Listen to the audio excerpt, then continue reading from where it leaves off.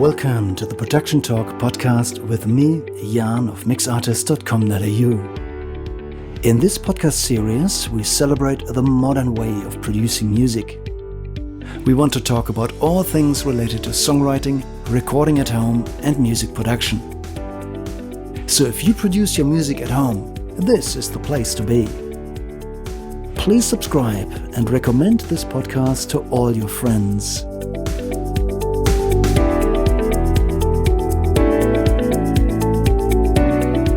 This is the Production Talk podcast, episode 9. Welcome back to the Production Talk podcast, and thank you again for joining me today. I've got a really special interview prepared for you with Andy of the band Pineapple Lazer.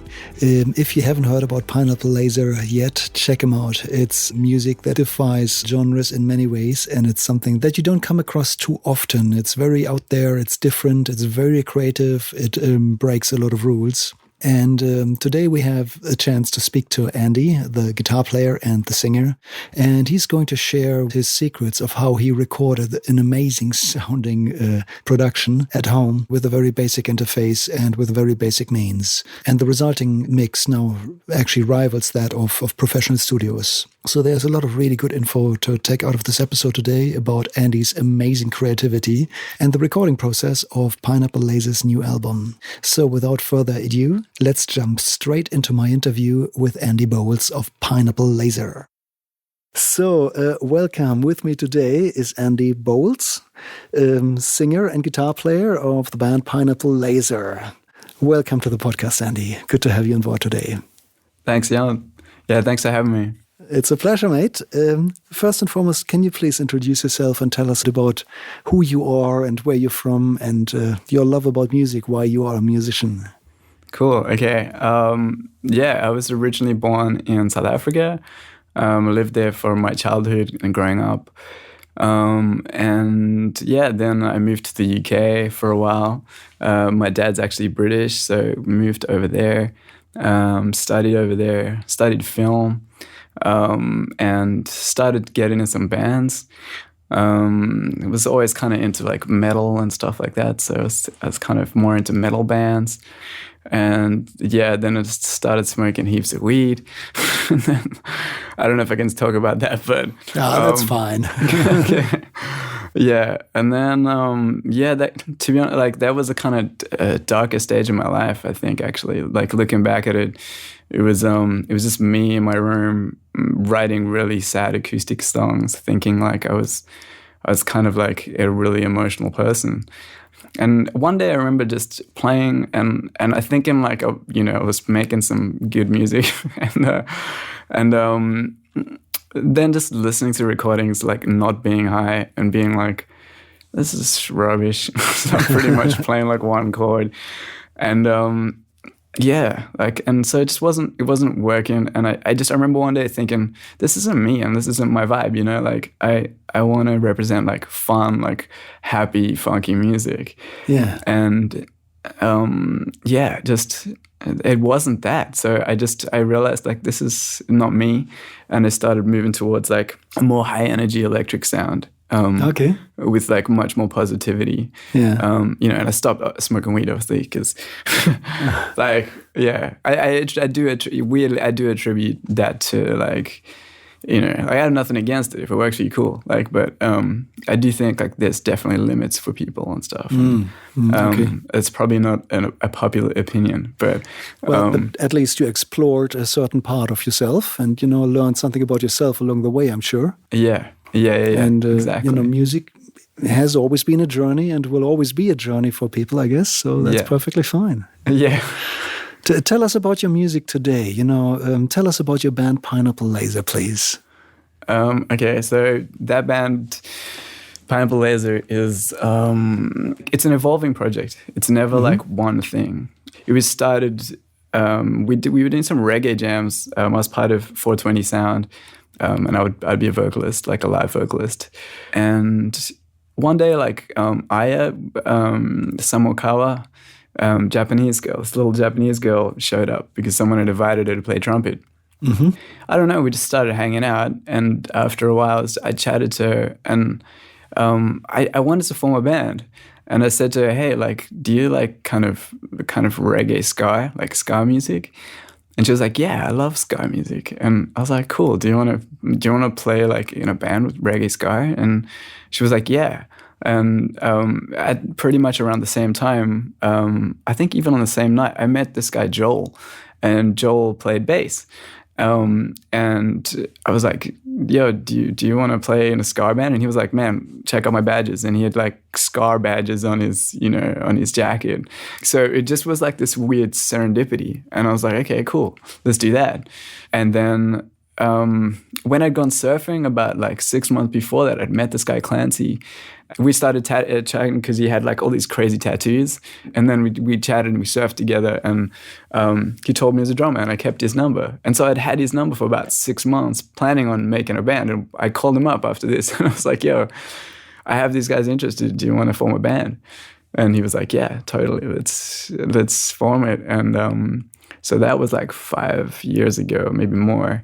Okay. And so we started as this kind of like sunshine reggae ska band, and then evolved into like it's just me experimenting because I'm writing the music really. So and I didn't realize what exactly I was after. And so for me, music is like a journey. And so we started reggae ska, like sunshine reggae. Then it was like calypso, African, started going into more like kind of pop punk, and like all the time recording. And we recorded probably like 4 or 5 EPs, and every time we'd finish recording, I'd be like, I don't like it.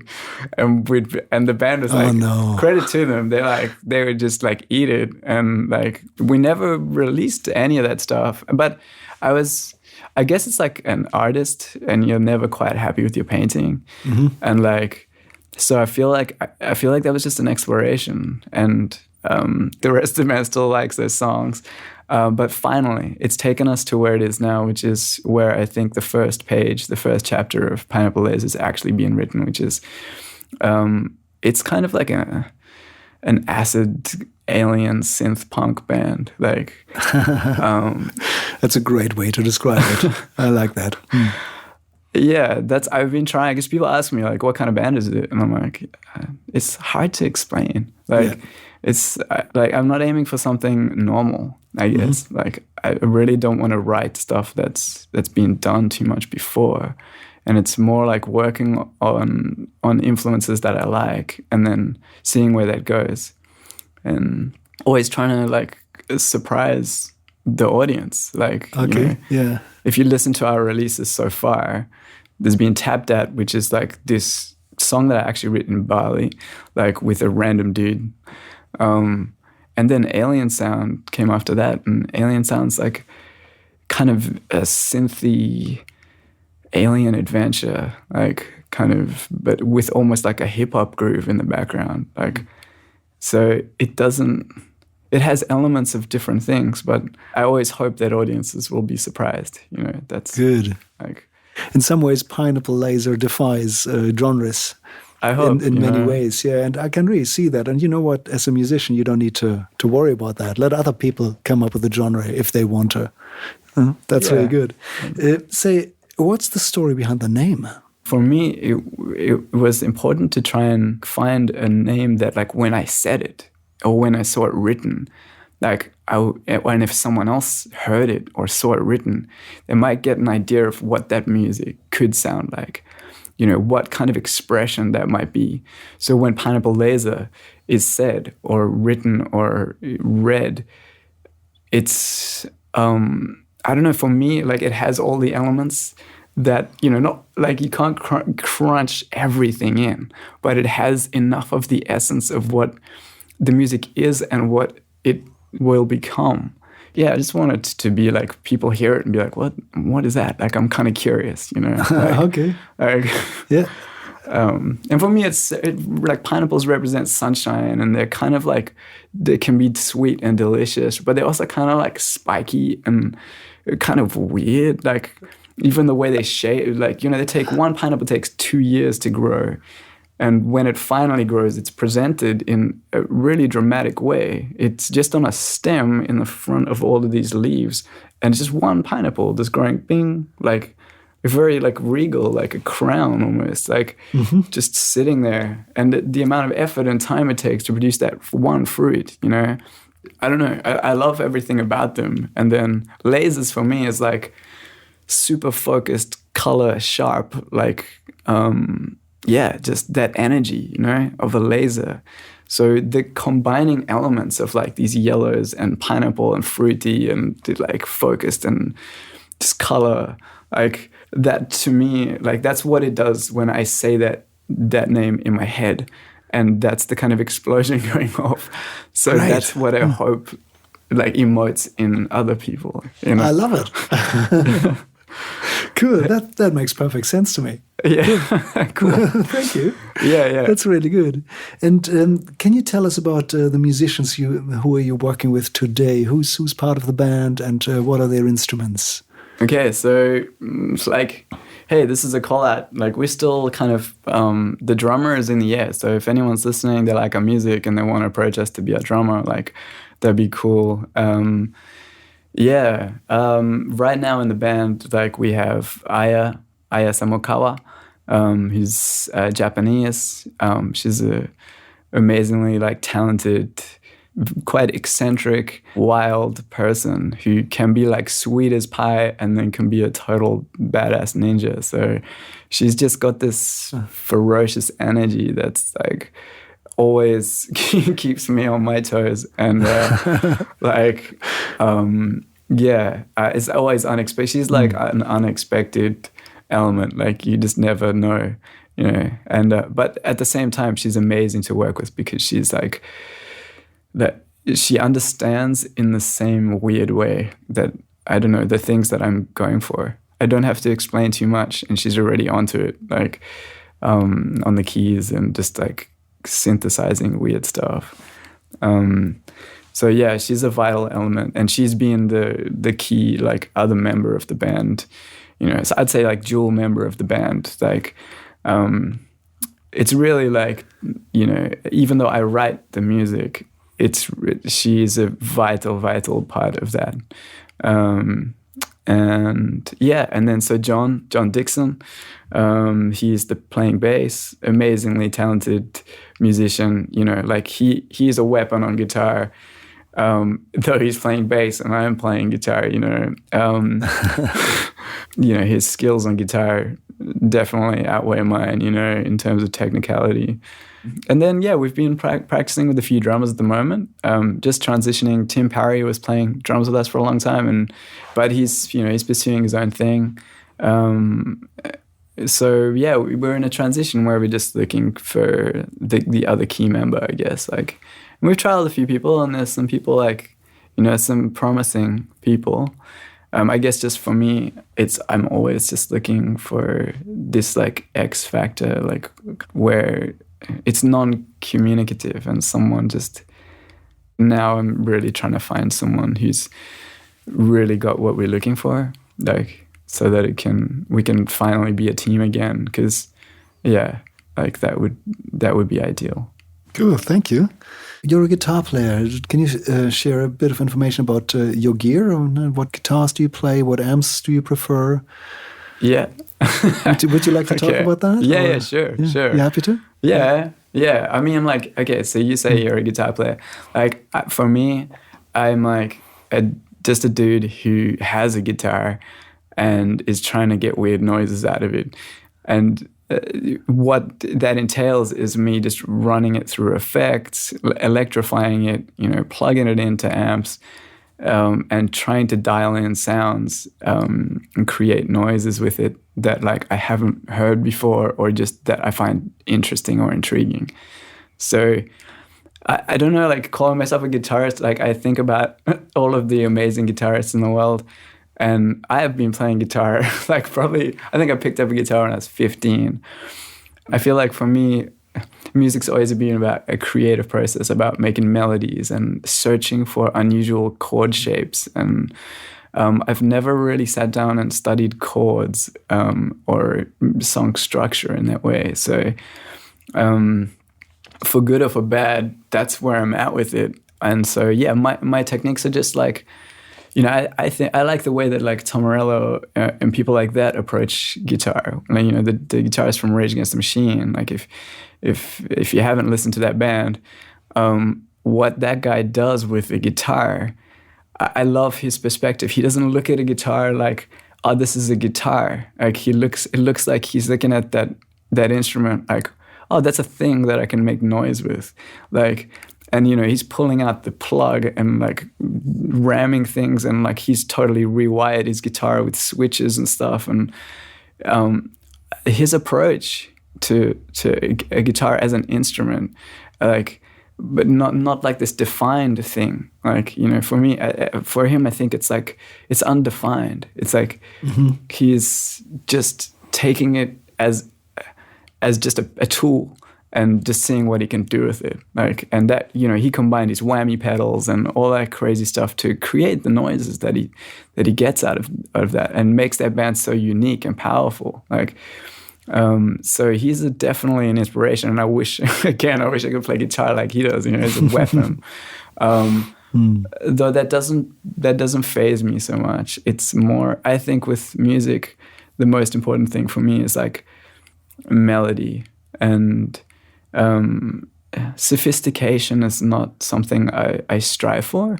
Like within music, as long as the melody is solid, like, and making me feel something, because someone can play a few chords in the right way that really makes me, it emotes something inside me, and someone can riff like, God's gift, but it may not do the same thing to me. Like, so I'm just going on what feels good for me. Like that might totally, that might float a million other people's boats, like, but that's never been so much of a driving force or curiosity, like, as well as the fact that I feel like that's already been done through like the 70s and 80s and 90s, and a lot of that stuff, those just shredding. It's like, I just really want to hear something new. Like, I often wish I was born in like the 50s or 60s or 70s, where you could just turn on the radio and just be blown away by something incredible, and during that time, it was just this explosion of like new sounds and creativity. Yeah. Yeah, and nowadays, most of it has been done already. So if you listen to, let's say, Bohemian Rhapsody, how do you go from there? And how do you further that? Yeah. So that's definitely a difficult question. So thinking outside the box is definitely the way forward. Yeah.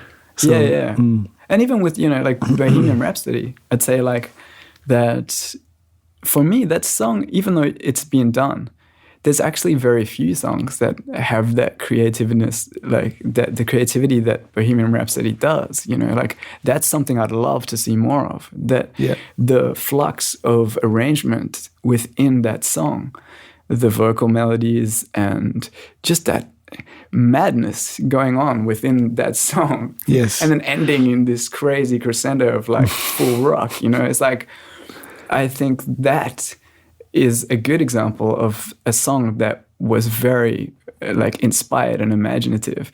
And there were no limits when they wrote it. No, they were not trying to sound like anybody else, definitely. And look, if you ask me, and I know it's only my opinion, but if I had to decide for the top 5 songs to be ever written, that Bohemian Rhapsody would be probably among the top 5 for me. Oh, it's great. It's great. Yeah. It's such an inspiration. Yeah, definitely. And I never get sick of it. Yeah. But let's talk about your music again. So I'd like to talk about an upcoming song that is hopefully soon to be released by the name of Morse Code. That is a very powerful song. And can you tell us about the songwriting process? How old is the song, and whose idea is that? Okay, yeah. So I like that you brought that, because yeah, to anyone listening, Yarn is mixing that song and doing an amazing job at the moment. So like, thank you. It's pretty much there, and I'm stoked with like how it's sounding. So yeah, to answer that question, where did it come from? I think, well, the song is like, it's probably 2 or 3 years old now, which happens a lot with our songs, is it takes a while for us to actually get it out, which is something I want to work on and be more, I want to record quicker and get songs out faster. But it's okay. I think that sometimes when you allow songs time, you can reflect on their arrangements and you can add things that maybe you wouldn't have in the time. Okay. So sometimes it can be a blessing. So I'm not saying for all the time. Other times you could miss the boat and maybe you'd miss that energy, that inspiring energy that you had when you wrote the song. So I wouldn't wait too long. And that's a very good point. When productions take for way too long, it's really hard to keep the excitement up. And, while somebody who listens to the product by the end of it and hears it for the first time might still sense some of it, but it's really hard for the people involved in the production to keep this up for a very long time. Yeah. It's a fine balance. But I can also see how, some songs need to sit there for a year. Yeah. And, it's like an old cheese or a good wine. They need to ripen and be reconsidered and rethought several times until they actually turn into something. So, and Morse code took a little bit longer, you said. So when you think about the writing process, is that all your songwriting, or is that a collaboration effort from the band? Okay, so Pineapple Lazer maybe is quite a peculiar band in that sense that I don't know how many bands. I think most bands write music together. Though for me, Pineapple Lazer it's a very personal project because I'm quite particular about the type of sound that I'm trying to achieve. So we will start experimenting like with writing within the band again. But early on, I sensed a lot of, for me personally, it was difficult because I did give it a go.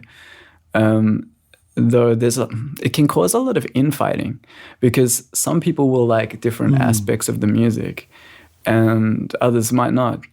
And so then you have a battle of like wills and who's going to say what's going to be in that track. And that shapes the overall sound of that song. So I was finding it difficult at some stages to be happy with the arrangements if they were decided, upon, if the band was like really into it, but I wasn't. I felt like, well, I've written most of this song. So it's, for me, like they're like worlds. When you write songs, it's like designing a world. Yeah. And then it's like you've got this idea of your world, and then someone will be like, hey, why don't we stick this in here? Whatever it is, like this piece of cheese or what, like, and you're like, hang on, like this isn't like the rest of the world makes sense, but what is this piece of cheese doing here? Like, and so it affects the overall feeling of the song. Yeah. And I guess that's just something that I'm not necessarily willing to compromise on, like, because I really like to create whole worlds, and that is such a personal experience that I know that I need it to be shaped in a certain way. I can see that, yeah. So would you say that the arrangement of the song and the life of the song itself is quite different to as it was when you wrote it? Has it progressed a bit, or is it still basically the same song? No, it's still the same song. It's still the same song. Actually, from the live version is probably slightly different, as we've discovered with this editing process, where certain sections we decided were too long, and we've trimmed them and stuff. But live, we'd probably play it in the same way because we can bring that energy in, like for the live experience. But maybe so that's an interesting one where sometimes something on record doesn't translate exactly to live. Like you might be able to get away with something live, but not on a record. That's definitely the case, and it doesn't have to be the same. It's okay to play it differently live. Yeah, why not? Yeah. Why not? Yeah. I don't think there should be a restriction. But that riff was written. I lived in a bus, and that the original synth riff, Morse code started with a synth riff that I recorded through a loop, and it was using the microKORG. and it's kind of like a rave song. So it's mixing rave with like almost metal. Like I don't know what, it's not quite metal, but you know, it's like like so that riff was written by me, as the synth keyboard riffs are written by me predominantly. Occasionally she's amazing at like creatively picking sounds. So a lot of sounds and noises and effects come from her. Though often like, I'll write the riff and then I'll teach her that riff. So the process for that was like writing the synth riff, having it on a loop, and then figuring out a guitar rhythm that I was happy with to go over the top of that. Because I wanted this like kind of ferocious, like very vibrant, strong sound to go over it, to create like this exciting, like energetic, I don't know, music that would just get you almost down. It's almost dancey, that track. It's almost, because of the way the percussion is, it's almost dancey. And talk about creative license, like talking about that, like things like drumming, I'm often like more flexible with that. I started as a drummer, so I feel like I have quite a good background with drumming. So I kind of know what I'm listening for. But in terms of that drumming, in that song, I had written probably 60% of that song, 70% of that song. And I was at a point where I was like, it needs another section. Like, and I remember sitting with Tim, and like, well, Tim was on drums and I was playing it on guitar, and I was like, we need, like, it's going to break into something else. And it's going to break into this, like, something completely different to where it's been the whole track. And it does, that song. It's like, it turns into this whole, it just suddenly flips. And I was just like, we need a new beat. Like I don't know what, like something crazy. And he tried a few beats and I was like, yeah, that's cool. That's nearly it. And I was like, how about like some kind of like hip hop beat or something like that? And suddenly just like the guitar is just chugging. It just goes like from this really AWOL, like crazy section into, it flips and it's suddenly going doof, doof, doof, doof, doof, doof, doof, doof, doof, doof, doof. But that's the guitar chug. And Tim's beat over the top is something like doof, doof, doof, doof, doof, doof, doof, doof, doof, doof. Like, and it flips completely over into some other realm of like chuggy breakbeat hip hop style.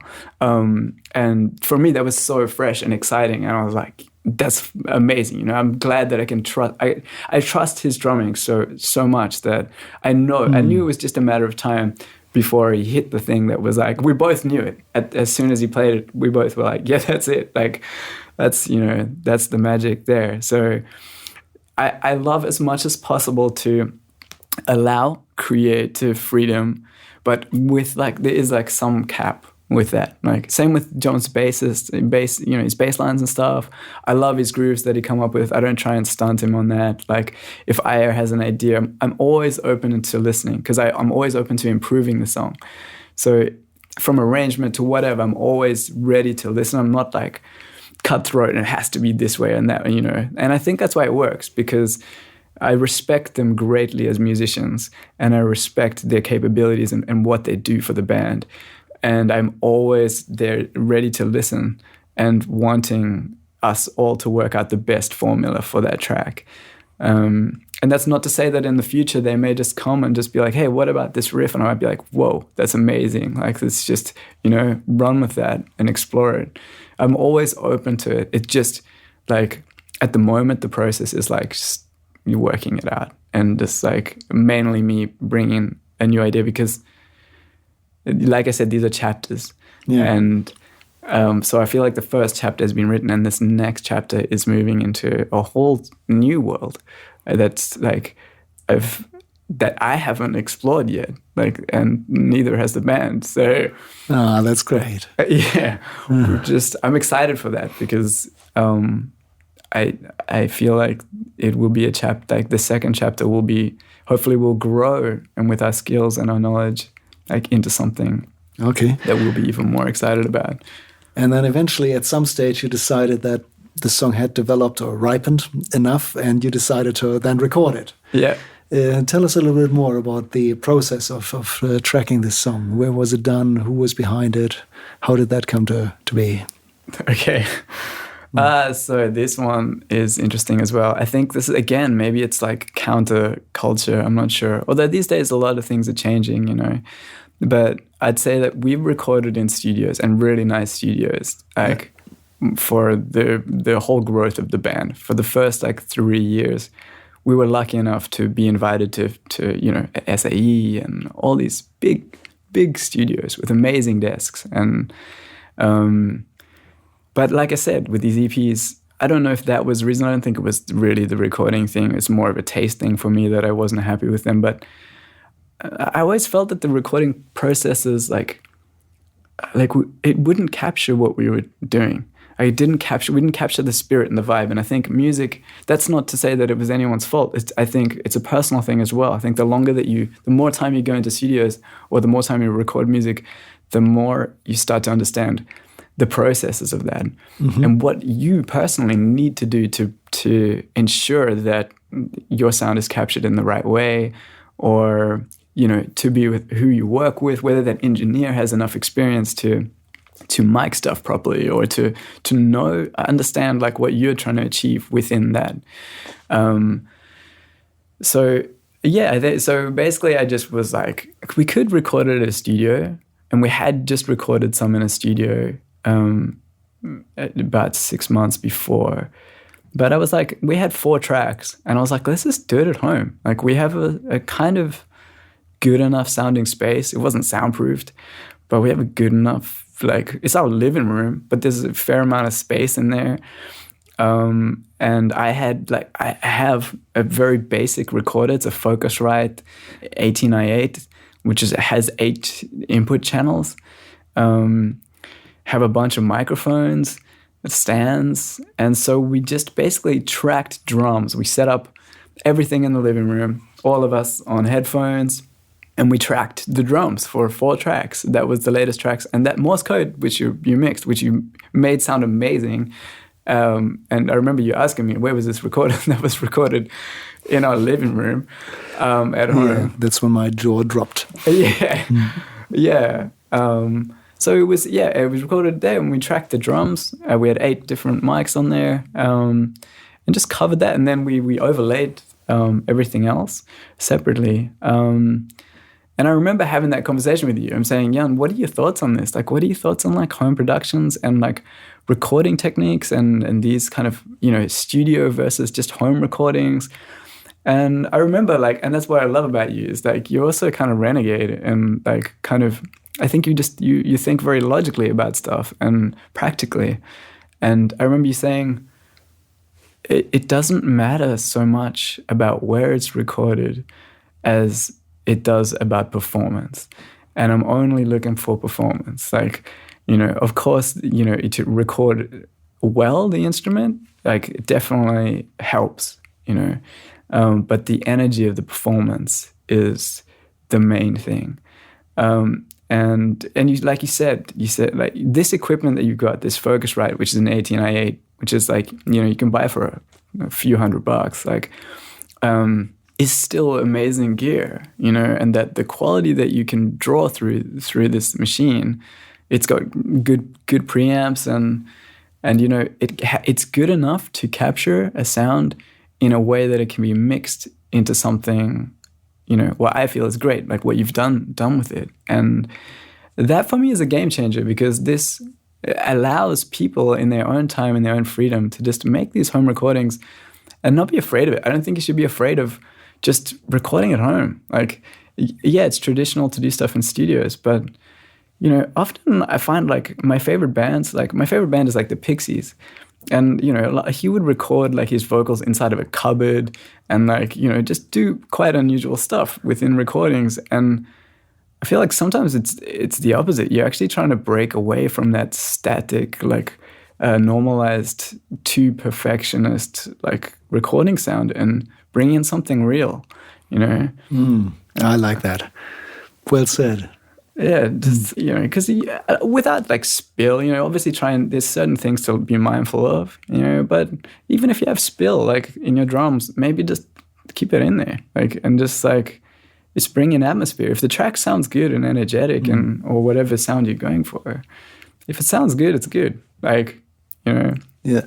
Yeah, love it.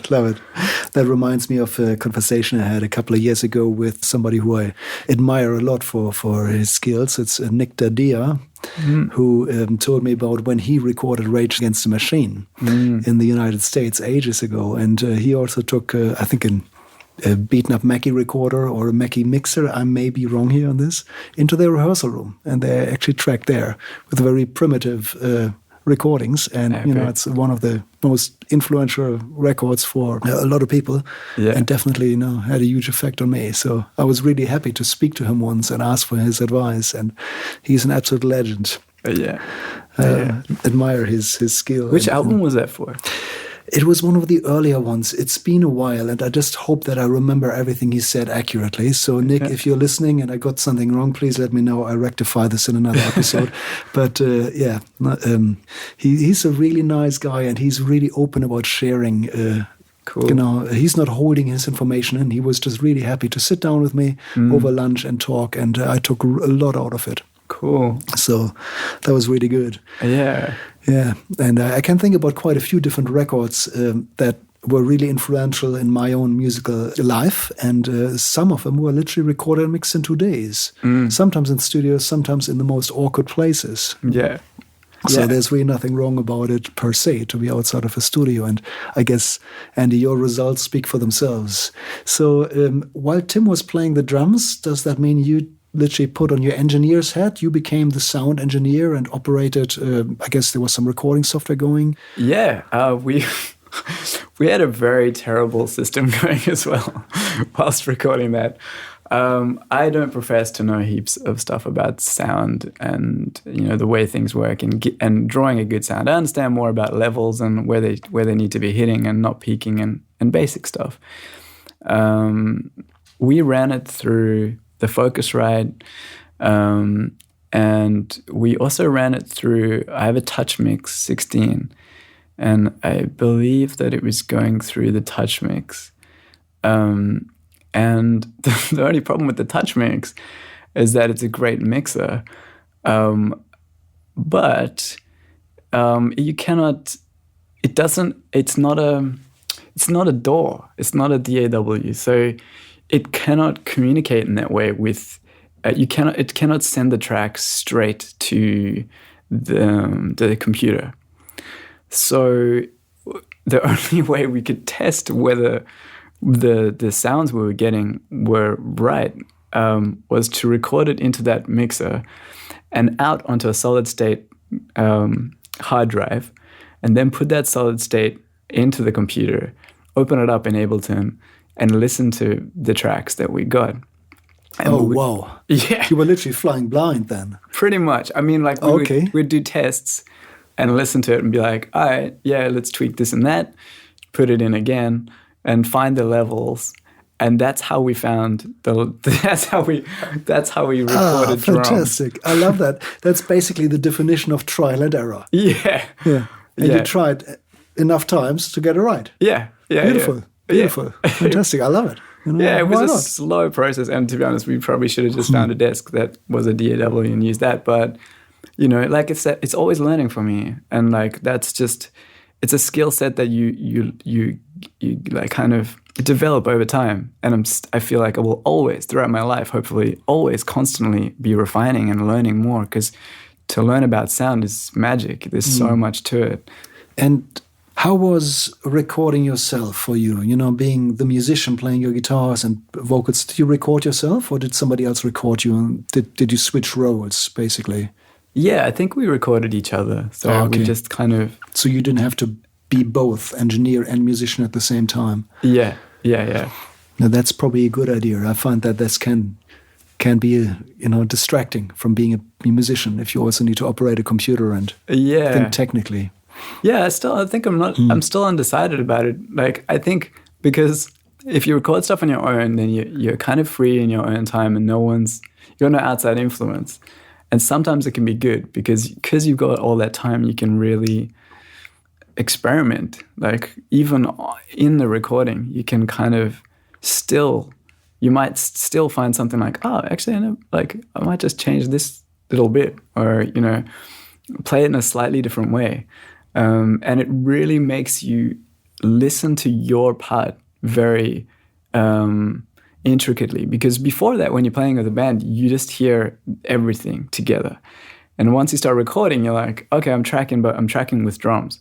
So let me track my guitar over this. And you've got so much space to hear exactly what you're putting in, And that can be a blessing and a curse, I've found, because it can make you think too hard about the sounds that you're creating.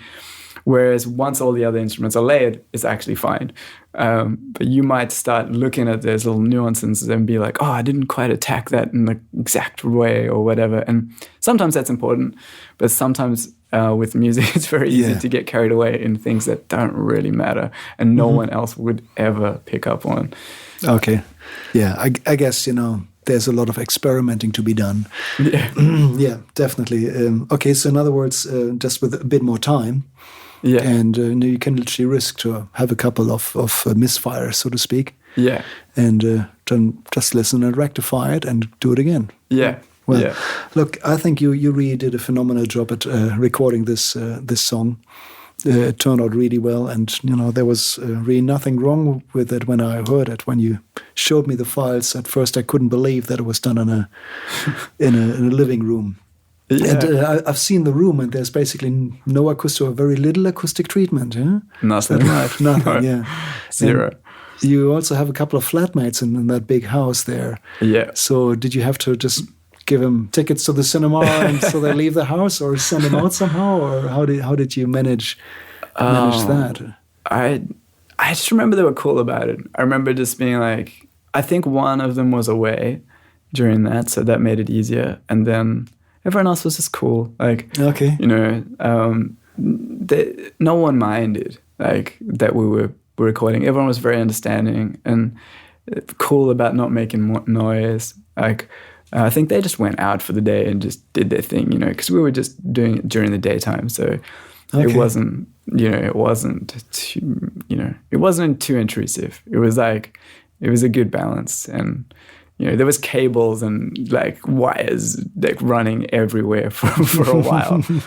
And we did do a test. We did a test before we actually recorded. We did a test recording to see if we were happy with that. I think, I don't know. It was really fun, and I'm really happy that it turned out. It was a good experiment because I don't know if we were lucky, and it was a stroke of luck or what, but I'm glad that we gave it that go, because now I feel like I'm almost always, unless someone can offer a great space to record in, I now feel that studios are not as important as I once suspected. And I think that we have like this romantic idea of going into studios, and it's kind of like how it always used to be. Like bands would of course go into studios and record there, and with their producers, and it's a kind of big deal. But I think nowadays it doesn't have to be like that. We've reached a technological age where you can get away with a lot less and still achieve great results. And I would say, as bands, I'm not saying I have heaps of experience, but for me personally, like focus on the character of the music and the character of the recording more than like getting it to sound perfect, unless you want it to sound really perfect. Like, that makes perfect sense. Thank you. That's really good, Andy. Look, just a couple of questions that steer us in a new direction. One thing that I would really like to ask you is, I guess, a very personal question, and you can refuse to answer this if you choose so. But let's say if you had a chance to speak to that musician who you were at the beginning, to yourself from 5 years ago or whatever that was when you started, what advice would you give yourself today, speaking to yourself from the beginning?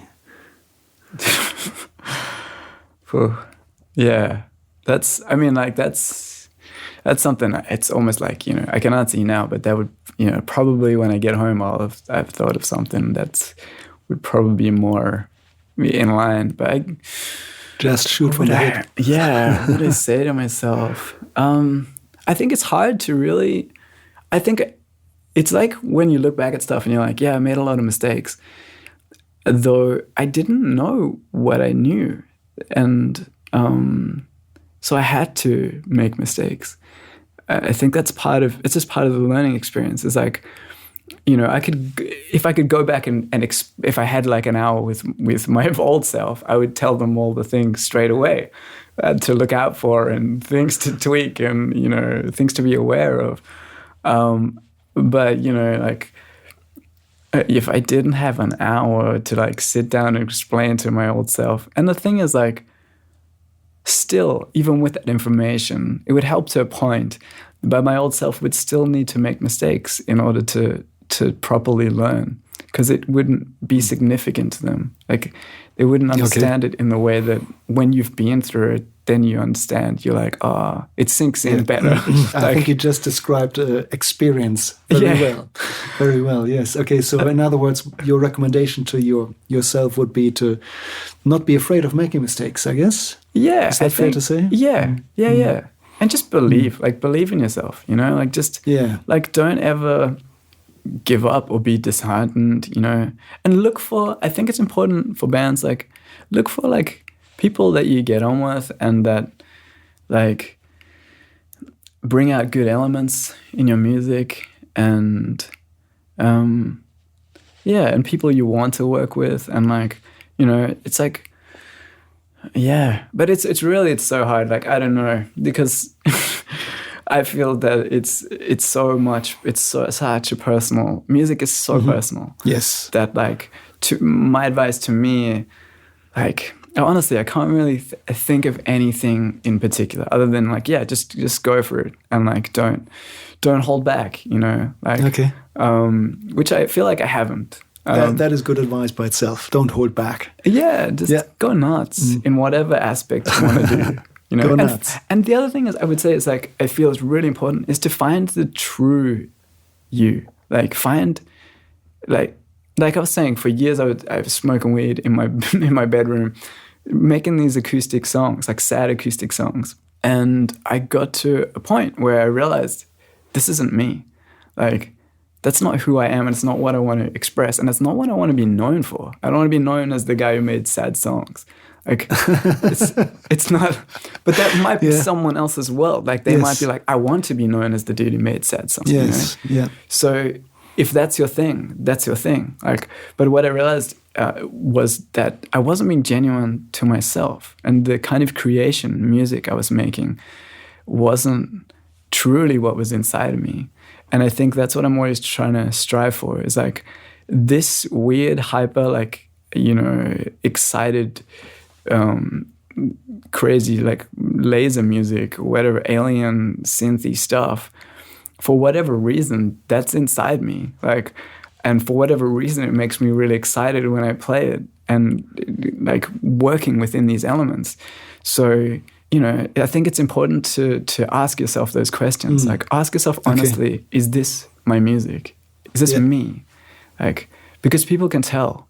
And if you write from you, like from what's really inside you, and really try and find that, then I think your expression, like, it might take you a while to get used to your own expression, but your expression will be genuine and hopefully fresh to the world, instead of mimicking something that's been done before and trying to emulate and trying to strive for a sound that you quite like but isn't quite you.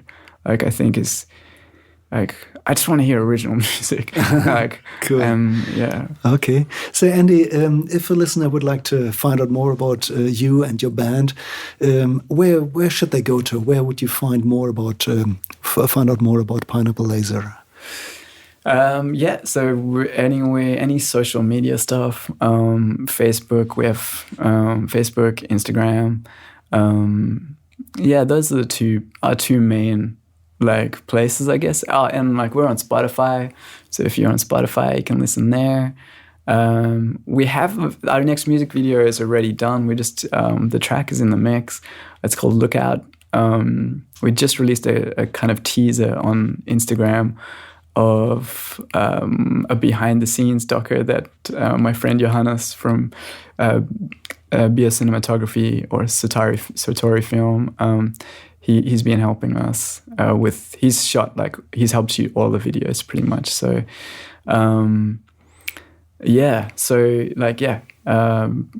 Spotify, Instagram, Facebook, and then just if you're local, like look out for like if we got stuff playing anywhere and you want to come check it out live. I would say like aim for the live experience as well, because we love the videos and that that element of it. But yeah, it's always like an exciting experience to experience music live. Definitely. Really good words. Andy, thank you so much. I think it's about time to wrap it up. You shared so much phenomenal wisdom with us today, and it's really great for me to see what kind of a musician you are and how passionate you are about what you're doing, and how you found your absolutely unique way that I have never seen a mirror image of you anywhere. You're just really unique, and that's really what I'm taking out of this conversation. So, and to our listeners, if you could see this aura around you when you speak, and that sparkle in your eyes when you speak about your music, that's really really amazing to see. So thank you so much for stopping by today, and we'll be looking forward to hearing Morse Code released hopefully very soon. Yeah. Thanks, Jan. I really appreciate like coming onto this and you inviting me. And you're a legend. And to anyone listening, if you're ever considering, I'm going to give Jan a plug now, but if you're ever considering working with someone, like Jan is an amazing engineer, and his wisdom and his knowledge of sound is like truly creative and driven, and I've really super enjoyed I know we've got more tracks to mix in the future, and I'm like even so far like just your dedication to bring in the mix out to like where you are happy with it, which I really like as an etiquette. Like you say, I will not stop until I'm happy with it, and I think that's like that's fundamental. If your engineer, your mixer is like excited about your track, then you're probably doing well. So, so thanks, Jan. I really appreciate it. Thanks, Andy. Good. Cheers. I really appreciate that. Thank you. Legend.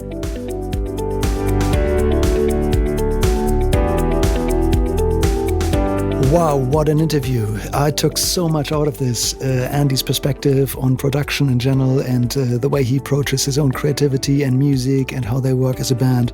Wow, there's so much gold in there. So I hope it was useful to you as well. You can find Pineapple Lazer's music on all the streaming platforms, and also, of course, online. Check them out on Facebook and follow them. Yeah, thank you so much for joining again today. I have just one big question to ask you. If you've enjoyed yourself so far, if you got something out for yourself, please do me a huge favor and click onto the show notes for this episode. And on the top, there's a button to rate my podcast. I'm hoping to do lots more interviews, and I've got some amazing ideas of phenomenal musicians that I want to speak with for you. And to get some of the high-profile musicians that I want to speak to, I really need to get a lot of followers and amazing ratings, because that's what these people want to see before they commit to an interview. So if you want to get more of these, then please do me a favor. Go to the show notes, rate this podcast, give us a review. That would be much appreciated. Thank you so much. I'll speak to you soon. Bye for now.